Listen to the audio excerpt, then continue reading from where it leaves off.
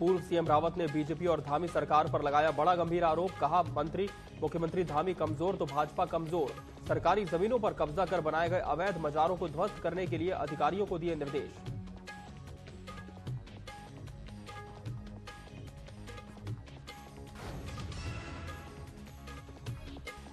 अल्पसंख्यक वोटरों को सदस्यता दिलाएगी बीजेपी। राष्ट्रीय स्तर पर भाजपा सदस्यता अभियान का आगाज। सीएम धामी ने बीते दिनों भाजपा की ली सदस्यता। फिलहाल 1 लाख अल्पसंख्यक लोगों को जोड़ने का लक्ष्य।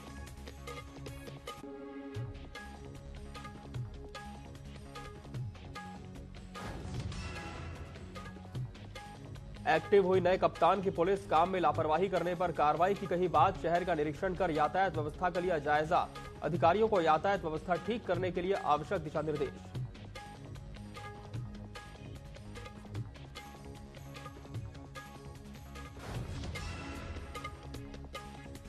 आईएसबीटी ऋषिकेश में मिला परिचालक का शव। क्षेत्र में मची हड़कंप। सूचना मिलने पर पहुंची पुलिस। बताया, कई वर्षों से था बस चालक। परिचालक के सिर में लगी गहरी चोट, शरीर खून से लथपथ।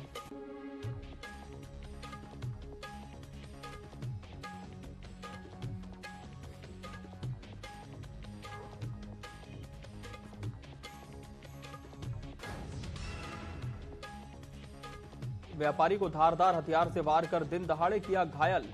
शहर में अफरा तफरी का माहौल। आरोपी को पुलिस ने मौके पर दबोचा। घायल को अस्पताल में कराया भर्ती। इलाज के दौरान घायल की मौत।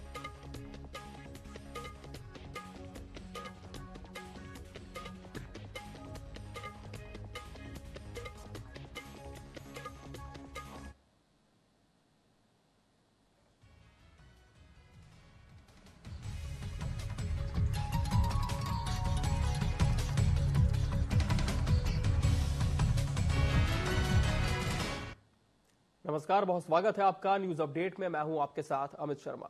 उत्तराखंड के मुख्यमंत्री पुष्कर सिंह धामी की ओर से की गई घोषणाओं पर अब टिहरी जिला प्रशासन गंभीरता से काम करने में जुटा है। जिलाधिकारी मयूर दीक्षित का कहना है कि सीएम धामी की ओर से अब तक की गई घोषणाओं पर 100 से ज्यादा घोषणाएं धरातल पर उतर चुकी हैं, जबकि 80 घोषणाओं पर निर्माण काम जारी है। कुछ योजनाएं ऐसी हैं जिनको शासन को वित्तीय स्वीकृति के लिए भेजा गया। तत्काल स्वीकृति होते ही इन पर काम शुरू हो जाएगा।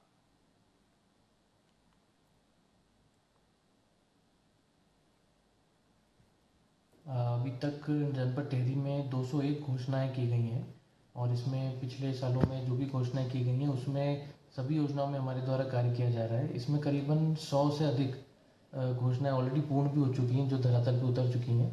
कई ऐसी घोषणाएं जो 80 के आसपास हैं, जिन पर हमारी जो कार्रवाई है वो भी गतिमान है, जैसे कि निर्माण कार्य चल रहा है या फिर कहीं पैसा एक किस्त आई है तो उसका कार्य चल रहा है, दूसरी किस्त के लिए मांग की गई है। और कुछ ऐसी घोषणाएं हैं जो कि अभी डीपीआर फॉर्मेशन में है या फिर जहाँ की हमने डीपीआर भेज दी है और शासन से उसकी वित्तीय स्वीकृति अभी आनी है। तो इन सबको मिला के जो मेन घोषणाएं हैं उसमें कई हमारे आंतरिक मार्ग है गाँव के पीडब्ल्यूडी के माध्यम से जहाँ कनेक्टिविटी बढ़ाई गई है। अंतर्राष्ट्रीय डॉन प्रकाश पांडे उर्फ पीपी को सन्यासी बनाए जाने के मामले को श्री पंचदशनाम जूना अखाड़े ने अत्यंत गंभीरता से लिया है। शनिवार को नगीना में हुई जूना अखाड़े की राष्ट्रीय कार्यकारिणी की बैठक में इस विषय पर गंभीर विचार विमर्श हुआ। इस मामले की जांच के लिए अंतर्राष्ट्रीय संरक्षक महंत हरिगिरी ने राष्ट्रीय अध्यक्ष श्री महंत प्रेमगिरी की अध्यक्षता में 7 सदस्यीय समिति का गठन कर दिया है। पूर्व सीएम हरीश रावत ने भी इस मामले में भाजपा की संलिप्तता का आरोप लगाते हुए कहा कि स्वतंत्रता संग्राम से जुड़ी इस ऐतिहासिक जेल में इस तरह का कृत्य भाजपा सरकार के इशारे पर हुआ है। उन्होंने आगे कहा कि वो जल्द ही इस मामले में भाजपा के बहुत बड़े खेल का पूरा कच्चा चिट्ठा खोलेंगे। भाजपा के राज में 9 ग्रह के बजाय शून्य ग्रह भी हो सकता है, कुछ भी हो सकता है, विग्रह भी हो सकता है। तो ये भाजपा के राज में ही संभव है जो कुछ अल्मोड़ा की जेल में हुआ है। जिस जेल में स्वतंत्रता संग्राम सेनानी लोग रहे, स्वतंत्रता संग्राम का रास्ता जहाँ से निकला है, जहाँ से भारत एक खोज जैसी पुस्तक लिखी गई, उस अल्मोड़ा जेल में सत्ता के इशारे पर इस तरीके का कृत्य हुआ है। कहा जा रहा है कि जो है सत्ता के इशारे पर हुआ है और भारतीय जनता पार्टी के शीर्ष से जुड़े हुए व्यक्ति के इशारे पर हुआ है। आपको ताजुब होगा, किसी दिन आएगा तो इसका हम पूरा चिट्ठा खोज देंगे। इसमें कोई यहाँ के संतों का नहीं है, कोई बड़ा गुरु घंटाल है, ये उसका चमोली के नवनियुक्त डीएम संदीप तिवारी ने रविवार को बद्रीनाथ पहुंचकर मास्टर प्लान के तहत संचालित निर्माण कार्यों का स्थलीय निरीक्षण किया। इस दौरान उन्होंने बद्री विशाल के दर्शन करते हुए यात्रा व्यवस्थाओं का जायजा लिया। जिलाधिकारी ने पीआईओ के अधिकारियों से बद्रीनाथ में मास्टर प्लान के तहत संचालित सभी प्रोजेक्ट्स के बारे में पूरी जानकारी ली। उन्होंने कार्यदायी संस्थाओं को निर्माण कार्यों में गुणवत्ता के साथ तेजी लाने के निर्देश दिए। पीआईओ के अधिकारियों ने डीएम को मास्टर प्लान के सभी प्रोजेक्ट्स की प्रगति के बारे में जानकारी दी।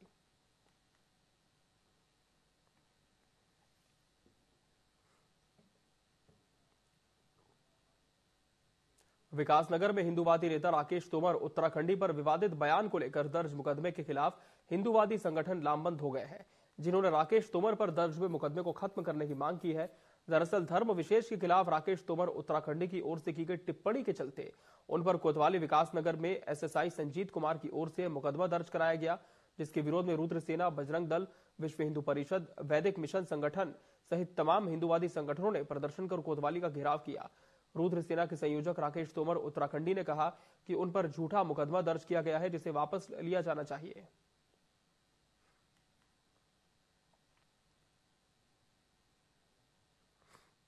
एक झूठी एफआईआर दर्ज की गई है, जिसमें हम लंबे समय से हिंदू समाज के साथ हो रहे अपराधों, अन्याय के खिलाफ आवाज उठा रहे हैं।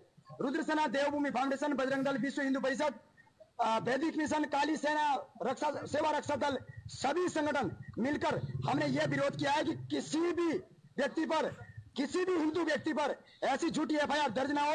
एफआईआर आती है तो उसकी एप्लीकेशन आती है तो उसकी तस्दीक करें, तभी मुकदमा दर्ज करें। साथ में जो लोग कल यहाँ पे आए थे वो मुझे आतंकवादी कह रहे थे, बताएं कि मैंने काम रामराज किया, बताएं कि मैंने काट मार की, यदि मैं आतंकवादी तो मेरा एनकाउंटर कर दिया जाए। एक युवक पर मुकदमा दर्ज कराया था।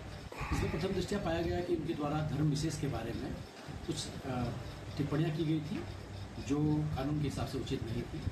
उसी संबंध में आज कतिपय संगठनों के द्वारा थाने पर आकर मुलाकात की गई। उनके द्वारा बताया गया कि यह मुकदमा गलत तथ्यों के आधार पर दर्ज किया गया है। इस संबंध में उन्हें बताया गया कि अभी विवेचना चल रही है, अपना पक्ष वो लोग विवेचक के पास रख सकते हैं और जो भी साक्ष्य आएंगे उसी के आधार पर, गुण दोष के आधार पर अग्रिम कार्रवाई इसमें की जाएगी। अल्मोड़ा की बात करेंगे, जहां कांग्रेस ने प्रदेश में बिगड़ती कानून व्यवस्था के विरोध में भाजपा सरकार का पुतला दहन किया। कांग्रेस कार्यकर्ताओं ने कहा कि भाजपा सरकार में राज्य की कानून व्यवस्था पूरी तरह ध्वस्त हो चुकी है, भ्रष्टाचार चरम पर है। बीजेपी के रानीखेत विधायक प्रमोद नैनवाल के भाई का अंतर्राष्ट्रीय सीमा पर अवैध हथियारों के साथ पकड़े जाने और कैबिनेट मंत्री गणेश जोशी के खिलाफ विशेष सतर्कता न्यायाधीश के जांच के आदेश से भाजपा की पोल खुल गई है। आगे कांग्रेस कार्यकर्ताओं ने कहा कि कैबिनेट मंत्री गणेश जोशी नैतिकता के आधार पर तुरंत इस्तीफा दें।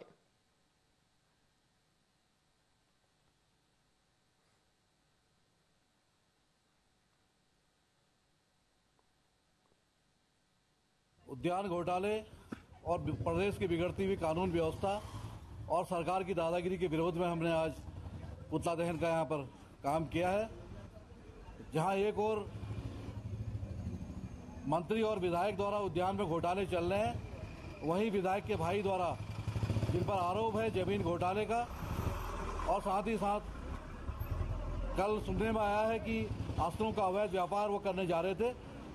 तो ऐसी स्थिति में क्या हम तो इस प्रदेश को एक स्वच्छ कानून व्यवस्था दे पाएंगे? यह असंभव है। तो इसलिए मेरा निवेदन है कि इन पर कार्रवाई की जाए। हरिद्वार की बात करेंगे, जहां ज्वेलरी शोरूम में हुई डकैती के बाद स्थानीय और विपक्षी पार्टियां हरिद्वार में बिगड़ती कानून व्यवस्था के विरोध में लगातार डकैती का खुलासा करने की मांग कर रही है। इसी कड़ी में निवर्तमान मेयर अनीता शर्मा के नेतृत्व में बड़ी संख्या में कांग्रेस नेता और कार्यकर्ताओं ने शंकर आश्रम तिराहे से चंद्राचार्य चौक तक पुलिस प्रशासन के खिलाफ नारेबाजी करते हुए काले झंडे लेकर विशाल जुलूस निकाला। इस दौरान कांग्रेस नेता अशोक शर्मा का कहना था कि शहर में कानून व्यवस्था दिनों दिन बिगड़ती जा रही है, बीजेपी शासन में कोई भी सुरक्षित नहीं है।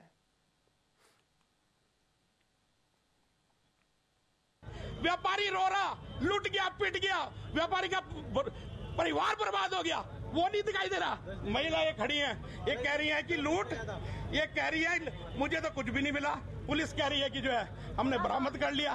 तो भैया ये तो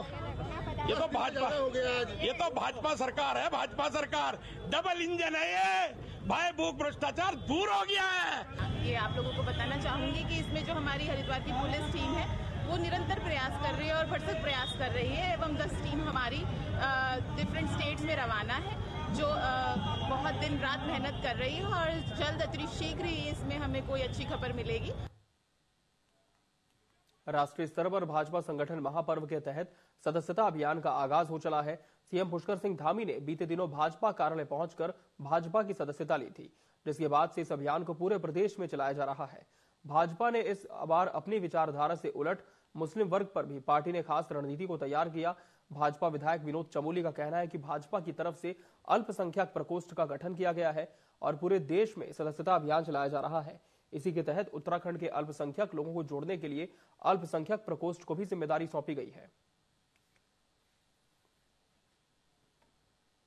हमारे पास एक अल्पसंख्यक प्रकोष्ठ है, बाकायदा मोर्चा है और हमारे कुल 6 मोर्चों में से एक अल्पसंख्यक मोर्चा भी है जो बहुत सक्रियता के साथ काम करता। तो हमेशा सदस्यता अभियान में सम्मिलित राज कोई नई चीज नहीं है और बीजेपी ने सभी मोर्चों को टारगेट दिया तो स्वाभाविक बात है वो भी हमारा एक मोर्चा उसको भी टारगेट दिया, वो सदस्यता अभियान में हिस्सा लेंगे। सदस्यता लोहाघाट विधायक कुशाल सिंह अधिकारी ने अपनी विधायक निधि से नगर में सुरक्षा बढ़ाने के लिए सीसीटीवी कैमरा लगवाने का फैसला लिया है।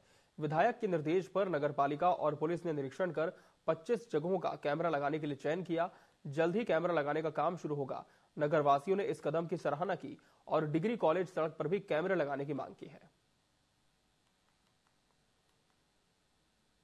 इस समाज को सुधारने में कोई काम हम लोगों से, पब्लिक से, जनप्रतिनिधि से होता है तो हम लोग भी आपके साथ है। तो उनका कहना है कि आप यहाँ के सीसी कमरों की व्यवस्था देख दीजिए।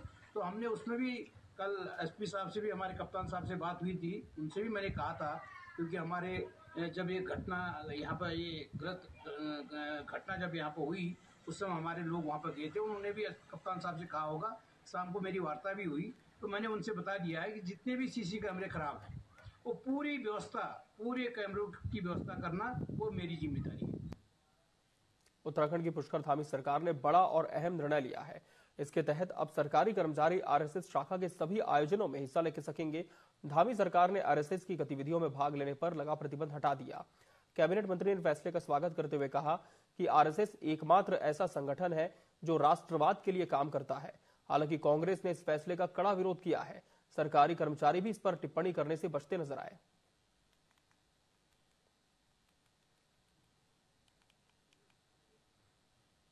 देखिए, राष्ट्रीय स्वयंसेवक संघ एक सांस्कृतिक संस्था है और जो राष्ट्रवाद के नाम से जानी जाती है, राष्ट्रवाद की शिक्षा राष्ट्रीय स्वयंसेवक संघ में दी जाती है। और यदि मैं दूसरे शब्दों में कहूँ कि आज माँ भारती की सेवा के लिए, माँ भारती के उत्थान के लिए, भारत माँ के उत्थान के लिए कोई संस्था काम करे उसका नाम है राष्ट्रीय स्वयंसेवक संघ। और चूँकि आप जानते हैं कि पिछले दिनों इस पे प्रतिबंध हटा गया था कि कोई भी सरकारी कर्मचारी या अधिकारी राष्ट्रीय स्वयंसेवक संघ की शाखाओं में या उनकी गतिविधियों में शामिल हो सकता है। और हमारी प्रदेश सरकार, चूँकि जो हमारी केंद्रीय सरकार है, किसी भी ऐसे जो निर्णय लेती है उसको हम स्वीकार करते हैं। सरकारी कर्मचारी के लिए एक आचार संहिता है, नियमावली है, सर्विस कोड ऑफ कंडक्ट है। उसके बाहर वो किसी भी राजनीतिक गतिविधि चलाने वाली पार्टी के किसी कार्यक्रम में भाग नहीं ले सकता है। और एक षड्यंत्र के तहत सरकारी कर्मचारियों को अपना नौकर बनाने की एक साजिश है और उन कर्मचारियों से अपना राजनीतिक उद्देश्य की पूर्ति के लिए उनका इस्तेमाल करने की साजिश रची जा रही भाजपा द्वारा। कांग्रेस इसका विरोध करती है और जब कांग्रेस सत्ता में आएगी तो निश्चित रूप से इस आदेश को निरस्त करेगी। जोशीमठ मलारी हाईवे तीसरे दिन भी बंद है। यहां लाता स्लाइड जोन में लगातार मलबा गिर रहा है। इससे सेना, आईटीबीपी के साथ ही सीमांत क्षेत्र के ग्रामीणों की आवाजाही ठप है। मलारी हाईवे पर शुक्रवार सुबह लाता के पास मलबा आने से यातायात बंद हो गया था। इससे सीमांत क्षेत्र के 1 दर्जन से अधिक गांवों का संपर्क पूरी तरह से कट गया। हालांकि कायदाही संस्था की ओर से मौके पर काम किया जा रहा है, लेकिन बोल्डर गिरने की वजह से उन्हें भी मलबा हटाने में खासी दिक्कतों का सामना करना पड़ रहा है।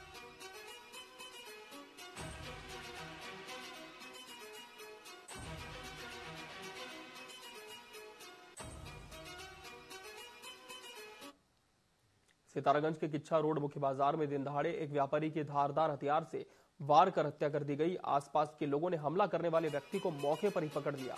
सूचना मिलने पर पुलिस की टीम मौके पर पहुंची। दिन दहाड़े व्यापारी के ऊपर हमला करने की घटना के बाद शहर में अफरा तफरी मच गई। जानकारी के मुताबिक व्यापारी पर धारदार हथियार से हमला करने वाला व्यक्ति मृतक का रिश्तेदार बताया जा रहा है। परिजनों की तहरीर के आधार पर पुलिस नियम अनुसार कार्रवाई करने में जुट गई है।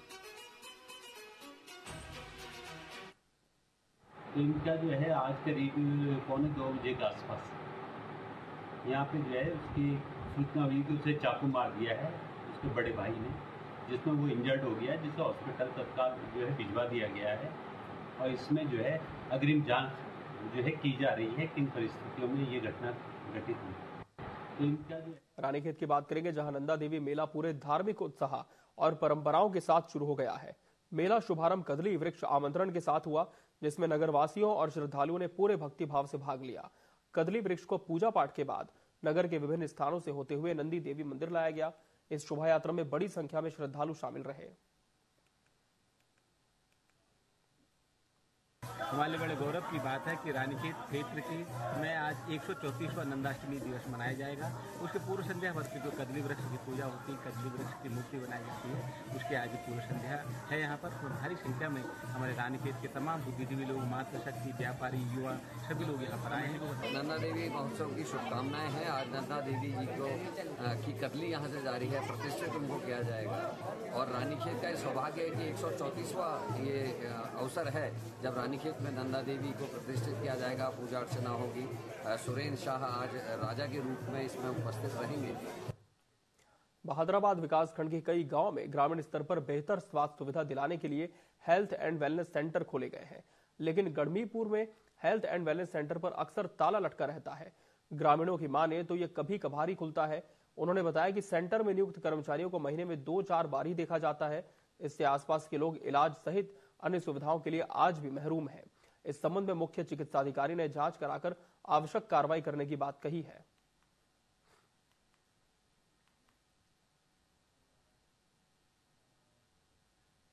उत्तरकाशी जनपद में एक दिवसीय भ्रमण पर पहुंचे कैबिनेट मंत्री प्रेमचंद्र अग्रवाल ने गुफियारा जल संस्थान कॉलोनी के ऊपर पहाड़ी पर हो रहे भूस्खलन से प्रभावित क्षेत्र का निरीक्षण किया। कहा कि भूस्खलन के उपचार और आबादी वाले क्षेत्र की सुरक्षा के लिए सरकार हर संभव कदम उठाएगी। कैबिनेट मंत्री अग्रवाल ने भूस्खलन प्रभावित क्षेत्र में सर्वेक्षण में जुटे टीएचडीसी, जीएसआई और यूएलएमएमसी के सर्वेक्षण दल के सदस्यों से भी वार्ता कर सर्वेक्षण की प्रगति की जानकारी ली।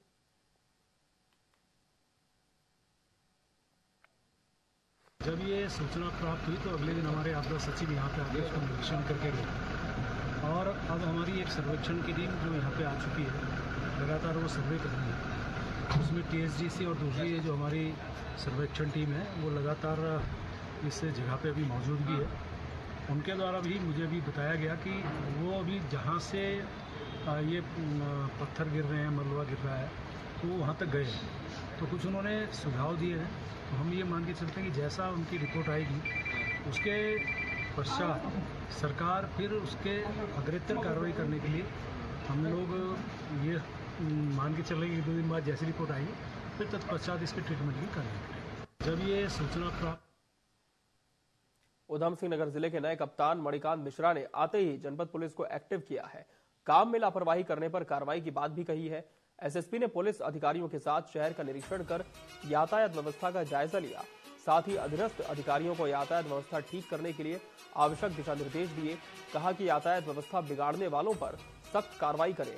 इसके साथ ही उन्होंने यातायात निरीक्षक नरेंद्र कुमार आर्या को सख्त निर्देश देते हुए कहा कि यातायात व्यवस्था में लापरवाही बर्दाश्त नहीं की जाए।